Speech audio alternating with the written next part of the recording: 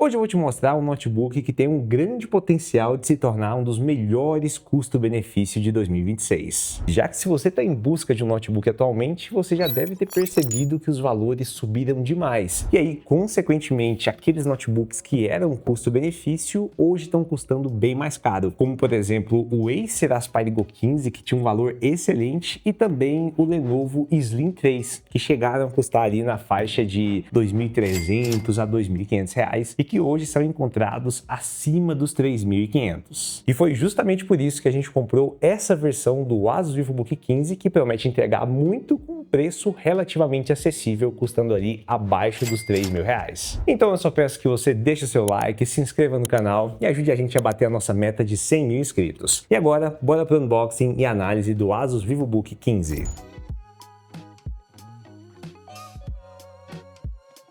Então essa aqui é a apresentação padrão da Asus, igualzinho que a gente já viu no VivoBook 15 antigo, no VivoBook 16. E se a gente virar aqui do outro lado, dá para ver a etiqueta mostrando as especificações. E uma coisa bem importante que você tem que se atentar é nessa versão específica, que é a X1504V, já que existem várias versões do VivoBook 15 e tem algumas que tem tela TN, e essa aqui tem uma tela IPS. Então é muito importante que você compre essa versão específica, e a gente vai deixar aqui na descrição o link dessa versão específica com os melhores preços atualizados diariamente. E se você quiser aproveitar ainda mais ofertas, eu recomendo que você entre no nosso grupo de ofertas. Mas voltando aqui para o nosso unboxing, aqui tá falando que tem uma tela Full HD IPS, tem um processador i5-1334U, o mesmo que equipa o Acer Aspire Go 15 que a gente já mostrou aqui no canal. Vem com 256 GB de armazenamento, tem memória RAM DDR4 rodando a 3.200 MHz, no caso aqui 8 GB, e vem com um sistema Linux. Então bora remover esse lacre. E aqui dentro nós temos os manuais de instrução e certificados de garantia. Aqui do lado direito tem o carregador, que tem apenas 45 watts e não é USB do tipo C. E esse aqui é o Asus VivoBook 15 equipado com processador i5 de 13ª geração. Ele tem exatamente o mesmo design do VivoBook 15 antigo e também do VivoBook 16, e eu gosto bastante. A única coisa que não me agrada é esse ressalto aqui em cima da tela. Então bora abrir a tampa. Aqui na parte de dentro tem essa proteção e dá para ver também que ele tem um teclado bem parecido com as outras versões. Agora bora ligar essa máquina e fazer as configurações.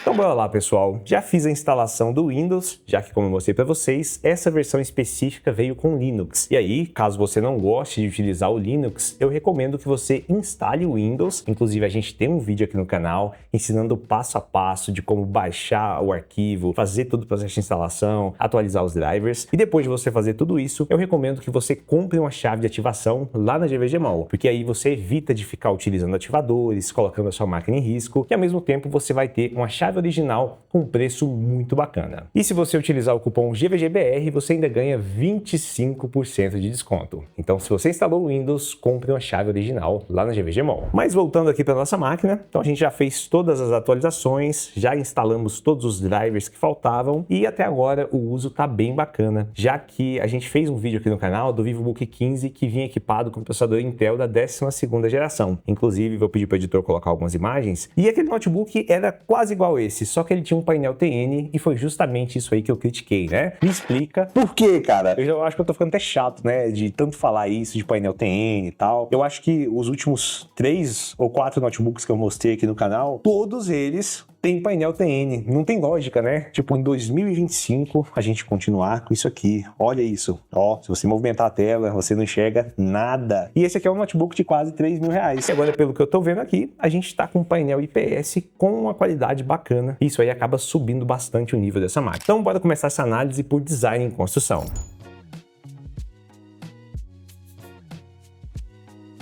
Aqui temos basicamente o mesmo design utilizado pela Asus já faz algum tempo, né? Que consiste basicamente numa tampa lisa, também na logo que fica aqui em alto relevo, e eu preferiria que não tivesse esse alto relevo e que fosse mais parecido com o S14, porque eu gosto mais desse aspecto minimalista, né? Aqui no S14, em vez de ter esse ressalto, ele tem apenas a escrita Asus VivoBook. Então, eu gosto bastante e talvez nas novas versões venha desse jeito. Também dá para perceber que ele tem a proporção 16:9, que é aquela proporção mais antiga, então ele fica um pouco mais comprido quando comparado com notebooks mais novos que tem a proporção 16:10. Então, se eu colocar aqui do lado de um Aspire Go 15, você vai conseguir perceber que ele é mais espichado e o Aspire Go 15 é mais quadradinho. Então a gente está falando aqui de um notebook que entrega características de notebooks um pouco mais antigos. Na parte da construção, ele é completamente construído num plástico de boa qualidade e nesse aspecto a ASUS sabe fazer, né, um notebook mais robusto. Você consegue sentir que o plástico utilizado é realmente bem forte mesmo. O único lugar que vai ter um plástico diferente é aqui na parte da tampa inferior, já que na parte de dentro, aqui no teclado, ele utiliza exatamente o mesmo plástico da tampa. E falando aqui da parte de dentro, nós temos um teclado que já vem com tecladinho numérico,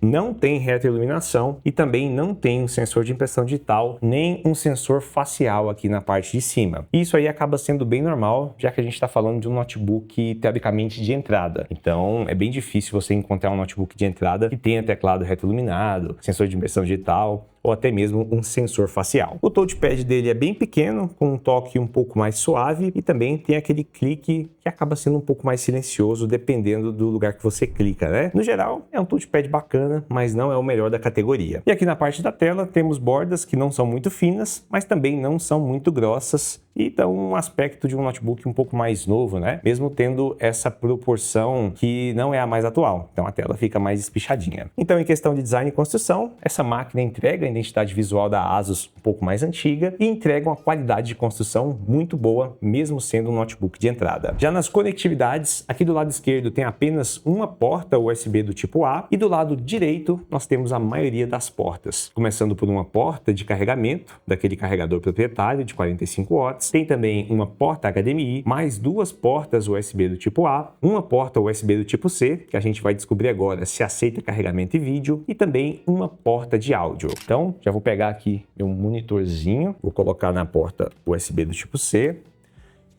e, ó, fez um barulhinho, passou energia, mas não tá passando vídeo, né? Então, deixa eu fazer um teste aqui para a gente ver se ele é parecido com o Dell 16, que o monitor precisa ser alimentado de forma externa e aí a imagem consegue passar através da porta USB tipo C. Mas eu acho que esse não é o caso. Então aqui ele não passa imagem e agora eu vou testar para ver se passa energia. Ó, pluguei o carregador,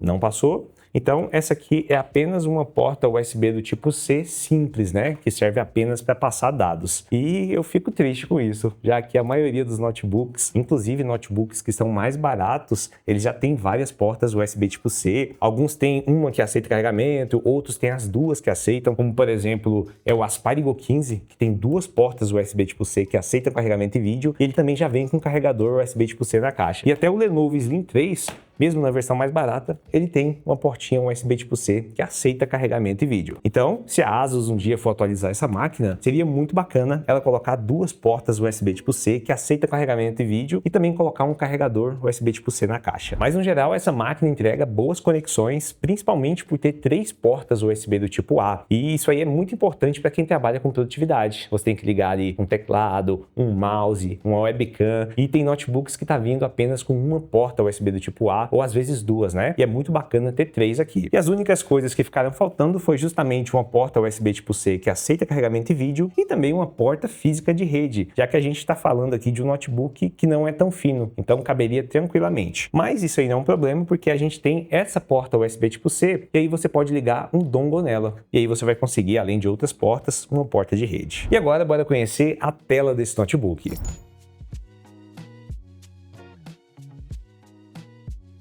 Esse notebook vem equipado com um painel IPS com resolução Full HD, proporção 16:9 e tem 60 Hz de atualização. Só que aqui tem um ponto que não ficou muito claro lá no site da ASUS, já que ele fala que é um painel nível IPS. Eu não sei se isso quer dizer que é um painel IPS ou não, mas eu acredito que seja, porque se a gente virar aqui, ó, você vai perceber que as cores não distorcem igual um painel TN. Porque no painel TN, se você fizer qualquer tipo de movimento assim, ó, você simplesmente não vai conseguir enxergar a imagem. E esse aqui consegue tranquilamente, inclusive é bem melhor do que a versão passada do VivoBook 15. E no geral, essa tela vai conseguir atender tranquilamente a maioria do público que só quer consumir um conteúdo, às vezes trabalhar com imagem e vídeo desde que não seja algo muito profissional, trabalhar com planilha, dar uma jogadinha às vezes. E para esse uso, esse painel aqui atende tranquilamente, até porque a gente está falando ali de um notebook que custa entre R$ 2.500 a R$ 3.000 e nessa faixa de preço a gente não costuma achar boas telas mesmo. E caso você faça parte daquele público que quer uma boa tela para trabalhar com imagem e vídeo de forma mais profissional, essa aqui não vai ser a melhor escolha para você, já que ela não é 100% sRGB e isso pode acabar impactando um pouco na questão das cores. Mas para o usuário comum tá de bom tamanho e essa tela aqui tá aprovadíssima. E agora bora conhecer o hardware dessa máquina.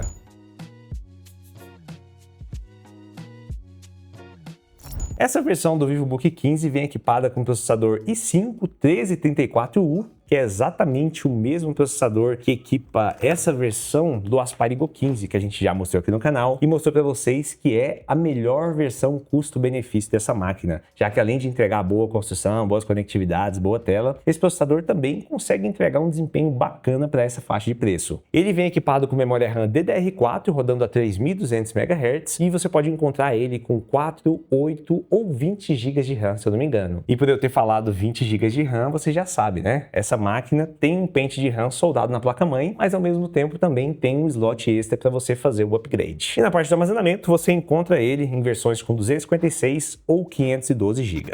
E o primeiro benchmark que a gente fez nessa máquina foi aqui no Performance Test, mais especificamente no teste de processador. Aqui a gente conseguiu uma média de 15.400 pontos, e aí quando vai para o teste da placa de vídeo integrada, lembrando que ele tem uma Intel Iris Xe, que é integrado ao processador. Aí a gente conseguiu uma média de 2.400 pontos. E eu sei que agora muita gente pode estar perguntando, né? Pô, Guilherme, mas qual que é o resultado do Aspire Go 15 que tem o mesmo processador? E se eu não me engano, o Aspire Go 15 bateu 18.000 pontos lá no teste de processador, vou pedir para o editor colocar aqui, e cerca de 2.800 pontos no teste da placa de vídeo integrada. Lembrando que nenhum dos dois tem placa de vídeo dedicada, apenas a integrada do processador. E agora você deve estar perguntando, né? Nossa, mas como que os dois têm o mesmo processador e acaba dando uma diferença como essa aí, de 10 a 30%? E isso acontece por vários fatores. Fatores de energia, já que esse notebook consome apenas 45 watts, enquanto que aquele consome 65, e também tem o fator da memória RAM, já que a gente está falando aqui de um computador que vem equipado com memória RAM DDR4 a 3.200, enquanto que o Aspire Go 15 vem com memória RAM DDR5 rodando a 5.200. E aí é justamente por isso que acontece essa diferença de potência entre as duas máquinas, mesmo sendo máquinas com o mesmo processador. O segundo teste de benchmark que a gente rodou nessa máquina foi o Geekbench 6. Aqui em single core ele atingiu ali 2.300 pontos, em multicore cerca de 6.500 pontos. Já na placa de vídeo integrada, ele ficou ali na média de 10.500 pontos. E como a gente rodou esse mesmo teste no Aspire Go 15, ele conseguiu entregar ali cerca de 12.300 pontos. Então dá pra ver, né, que tem essa diferença ali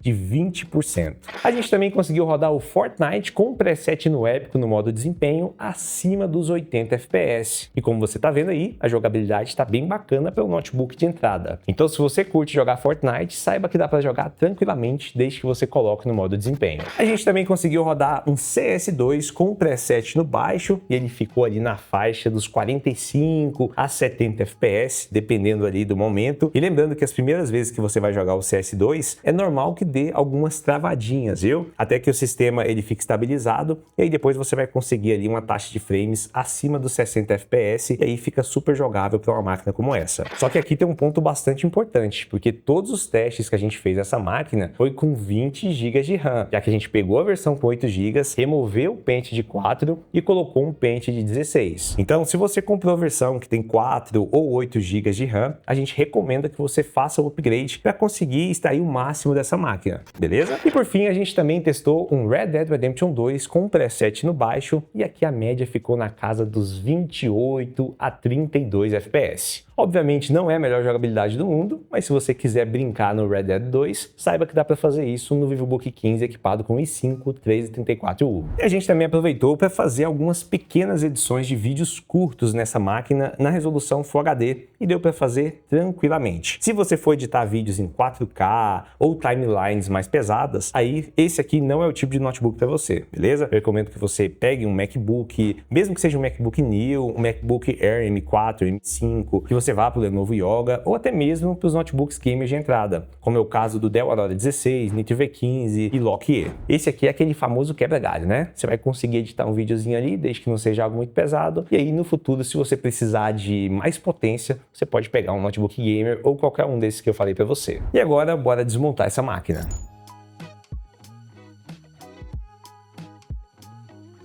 O primeiro passo é remover esses 10 parafusos Phillips que ficam aqui na parte de baixo e você tem que tomar muito cuidado, porque tem basicamente 3 tamanhos de parafuso. Você vai ter os parafusos pequenos, que são esses que ficam na parte de baixo, vai ter os parafusos médios, que ficam na parte de cima e nas laterais, e vai ter um parafuso maior que fica na parte central. Isso quer dizer que se você trocar esses parafusos de lugar, você pode acabar estragando a carcaça do seu notebook. Então tome bastante cuidado na hora de remover essa tampa para não fazer a troca dos parafusos. Depois de remover os parafusos, basta ir soltando aí as travinhas para a tampa soltar. E essa aqui é a parte interna do VivoBook 15 X1504V. Aqui do lado esquerdo temos um slot de memória RAM que já vem ocupado, porque essa versão que a gente pegou é de 8 GB, então vem 4 GB soldados na placa-mãe e 4 GB nesse pente. Lembrando que é DDR4. Aqui tem um SSD NVMe que você consegue remover e colocar outro no lugar para fazer o upgrade. Temos esse sistema de dissipação térmico que é bem simples, já que esse notebook consome apenas 45 watts. E por fim, temos essa bateria que tem 42 watt-hora. E nos nossos testes de autonomia, ela conseguiu entregar uma taxa de descarregamento por hora de 16%. Isso significa que você vai conseguir ali uma autonomia de mais ou menos 4 a 6 horas com o brilho da tela em 50%, reproduzindo o vídeo. Caso você utilize de uma forma um pouco mais pesada, né, com o brilho da tela no máximo, no modo desempenho, aí talvez você consiga 3 horas de autonomia. E se você utiliza de forma mais tranquila, você pode passar das 6 horas de autonomia. Então, se a gente comparar ele com os seus concorrentes, ele tem uma taxa de descarregamento por hora bem parecida. E agora, bora testar a webcam dessa máquina.